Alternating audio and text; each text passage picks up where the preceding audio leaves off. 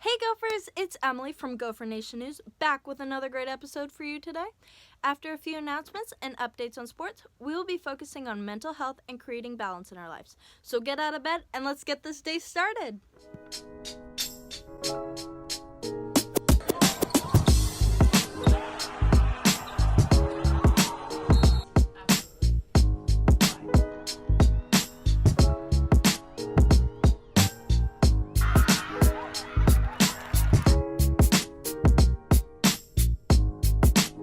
First, we have a few announcements. From the College and Career Center, college reps are meeting virtually with GHS students. Lists of colleges and sign-up are on the College and Career Center website. OSAC scholarships and Ford scholarships both opened on November 1st.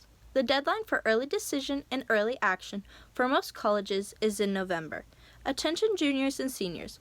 Follow the College and Career Center Google Classroom stream for important up-to-date information. Contact Ms. C.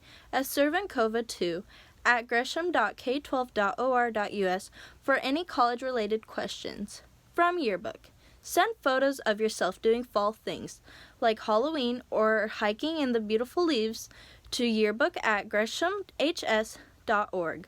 Also, seniors, be sure to send in your high-resolution photos by January 15th. Interested in a virtual club meeting? NHS meets every other Thursday at lunch with Miss Tran. Key Club meets Wednesdays at 2:30 with Mr. Gardenhire. DECA meets Thursdays 4:40 to 5:15 with Miss Nelson.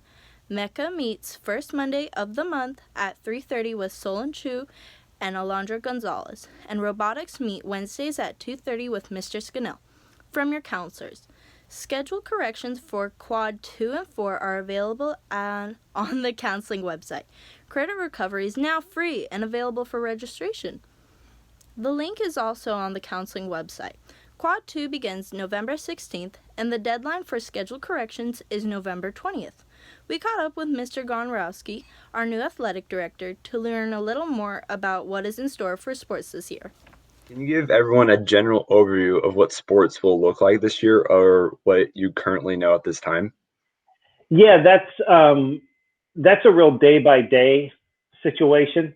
I wish it was really straightforward and I can say here's the plan going through, but as we all know, over the last 6-7 months, everything seems to be changing and adjusting day to day. And I think what I can tell you right now, we're currently in this OSAA determined season 1, and that means we can do, according to our district, virtual practice, which we are currently getting teams enrolled with the Train Heroic app so people can work out from home. I know football's been doing that for a little bit anyway, but we're getting all these other groups on board and trying to get some live meetings so people can go on to a Google Meets and see each other and kind of be together like we used to be able to do. Maybe not quite like we used to be able to do, but, close enough. And that's kind of the plan for now. The OSAA then has it set up that winter sports would run starting December 28th, and they would have a little season. And then fall sports would run following that, and then spring sports. And we know that's what the plan is for now, but we'll see how that goes as we go forward. If numbers don't look as good, I wouldn't be surprised if the OSAA or Oregon Department of Education or the Health Authority or somebody makes adjustments if that were to happen. But fingers crossed, that's the plan for now. But what can students do if they are wanting to join a sport this year? What No, Tyler, right now? That's a great question. Right now on the Gresham High Athletics website, you can go on and there is a link right there to a Google form. If you click on that link and fill out all the info, you can sign up to be connected with any sport. If it's, boys tennis and you're also interested in baseball, but they're both spring sports, right now, that's great. We'll get you connected up with both, even though you aren't quite sure which one you might want to play yet, right? And it's free at this time. All you have to have is a physical on the OSAA form, and the info will go right to Hannah Young and myself in the athletics office. We'll take the information, get it out to coaches. Coaches can connect up with athletes, and then the athletes will get brought in for the virtual workouts and the team meetings and whatever else can go along with that. Be sure to visit the athletics section on the school website to learn more. Today is Election Day, and we here at Gopher Nation News know that this year and this election has caused a lot of stress and anxiety for us. We got some tips on how to deal with mental health from the school counselors and you guys to see what you do to relieve stress in your life. The first question I have for you guys is, how do you help students with mental health? So in the counseling office, we can provide a confidential place for students to talk about whatever's on their mind. We can also provide information and education about how to identify mental health concerns, and we can come up with a plan with students on what to do about it with their specific needs. We have a ton of resources that we can connect students to if they're interested in getting additional help as well. How do you think mental health is affected by COVID-19? Well, we know that there are a lot of impacts on students and families because of COVID-19. For example, like loss of wages, illnesses, all these things can add to the stress levels that families and students are experiencing. And in general, students and people are interacting with each other less. So sometimes they're missing out on those experiences and connections with trusted people. And all those positive things that can come from interacting with others. So we know that there's been a huge impact from COVID on mental health. What would you give for balancing mental health and school? That's such an important question, and I don't think anyone's going to disagree with the fact that distance learning is challenging. I think we're all finding that. So it's really important to strive to achieve balance as much as possible. And one thing that can help with that is establishing routines. And when the pandemic hit and we started doing distance learning, all of our routines were kind of dashed. So we're kind of in a rebuilding phase now where everybody can be really intentional about rebuilding, establishing routines for themselves. And that's important because we have certain things in our power that we can do to try and achieve positive mental health. So, for example, we can be exposed to a lot of concerning or negative news, and so it's really important to limit exposure to news, consider adopting new healthy practices like trying mindfulness out. There's a ton of research about how mindfulness can help people with their moods, and especially when they're feeling this kind of stress due to social isolation and disconnection. Exercise is another thing that has been shown to help with people's mood. It's good for your body, but it also releases mood-enhancing neurotransmitters so that you feel better. Things like journaling can help, and finding ways to stay connected with other people. And we have to be creative about that now because we have to be safe about that. But there are ways that we can do that virtually. There are ways that we can do it distantly.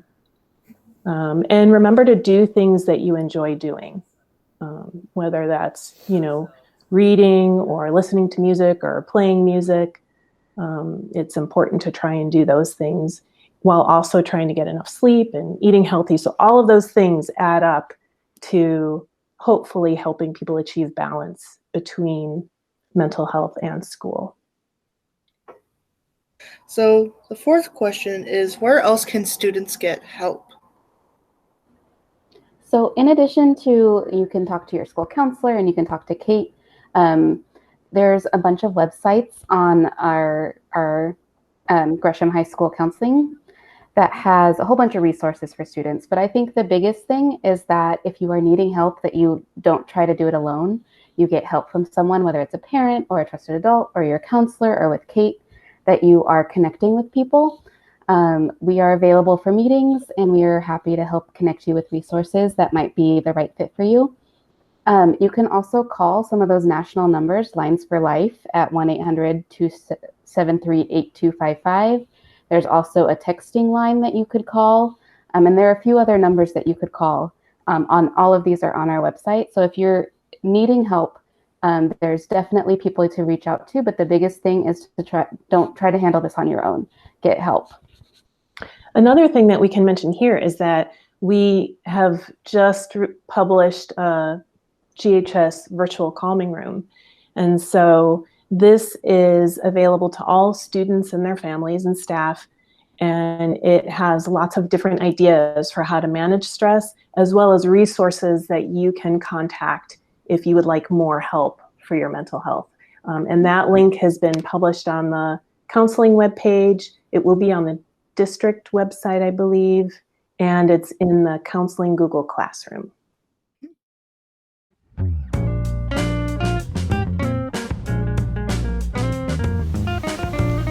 I cope with stress by playing music. I cope with stress by reading. How I deal with stress? Going to the gym, watching sports. It's a great way for me just to decompress, not think about anything. Go Gophers. I cope with stress by listening to music. When I'm stressed, I like exercise. I usually play tennis or go running. I just finished up a run here at the track, and so I'm heading home. Hi.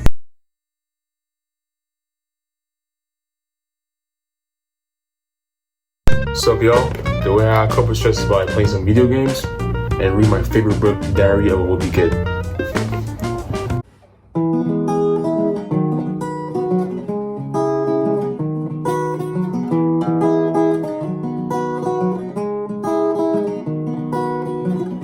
Hi everybody, this is Sharon Schweitzer, instructor for Intro to the Trades. One of the things I like to do to helps relax me is I like to sit down and play my guitar.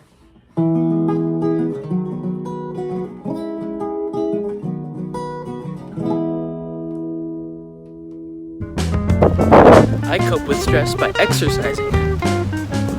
Ways I deal with stress are through playing the piano, talking about it with a friend of mine. I have a couple close friends.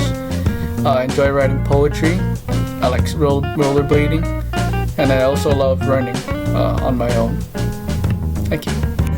Hi, welcome to the Tran Cardboard Cake Factory. My niece and I decided instead of making a lot of cake, it's kind of unhealthy, we relieve our stress by making cardboard cake. When I'm trying to deal with stress, I go for a run and I remember two truths that I get from the Bible. One, that God's got a plan and it's going to work out in the end. And two, it's been a good day if I have loved God and I have fought to be compassionate to whoever's in my life. Whether it be student, teacher, faculty, friend, family, it's been a good day if I'm caring about people. Have a good one. Bye! Here's what I've been doing to relieve stress, at least one of the new things.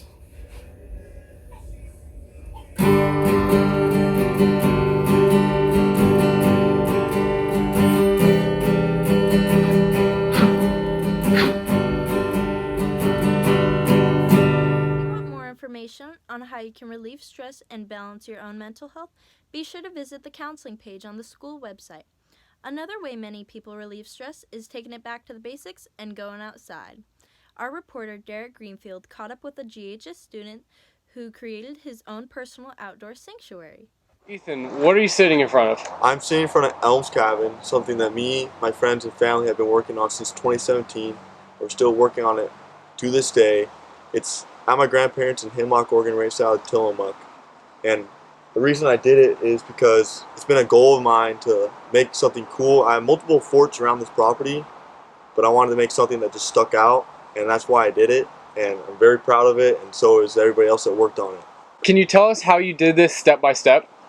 It first started with me just looking for a spot to build, and then we first started with the 4 corner posts, which is the frame, and then we started with the right side, and then we did the left side, then we did the back, and then did the front, and then roof, and then we did the flooring, and then interior, and then just little stuff here and there. If you could change one thing about it, what would it be?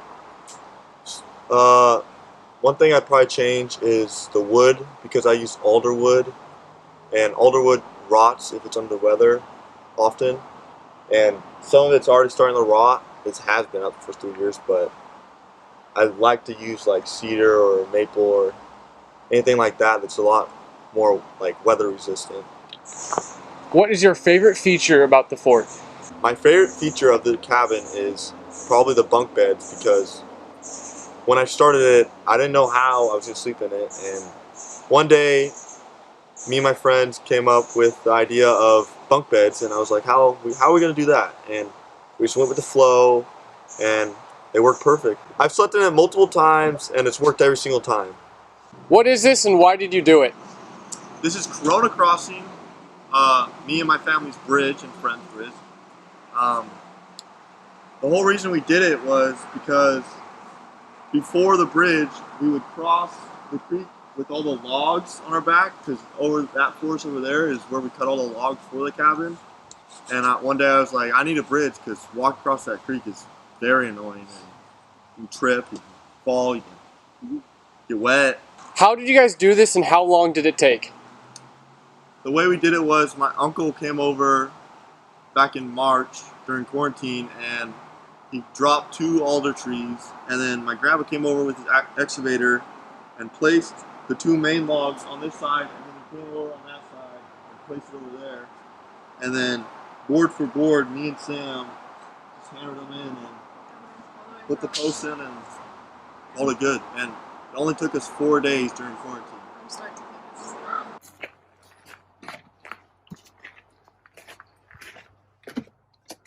Welcome in. Here's our living room. Got the 2 chairs, the table, got our shelf. These are all bottles I found in the creek on the property. And if you come around here, here's our bunk beds that I'm very proud of. They work great. They're very stable. No wobbly.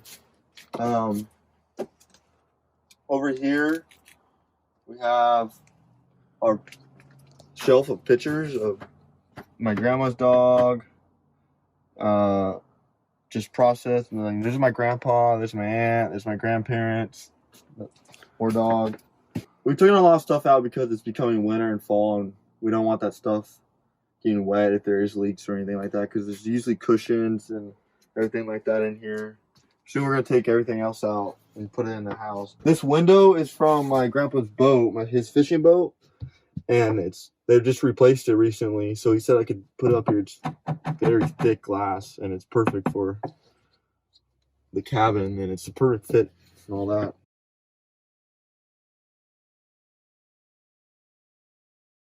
Wow, that looks amazing. Thanks, guys. That's it for today, guys. I'll see you in 2 weeks. Have a great day.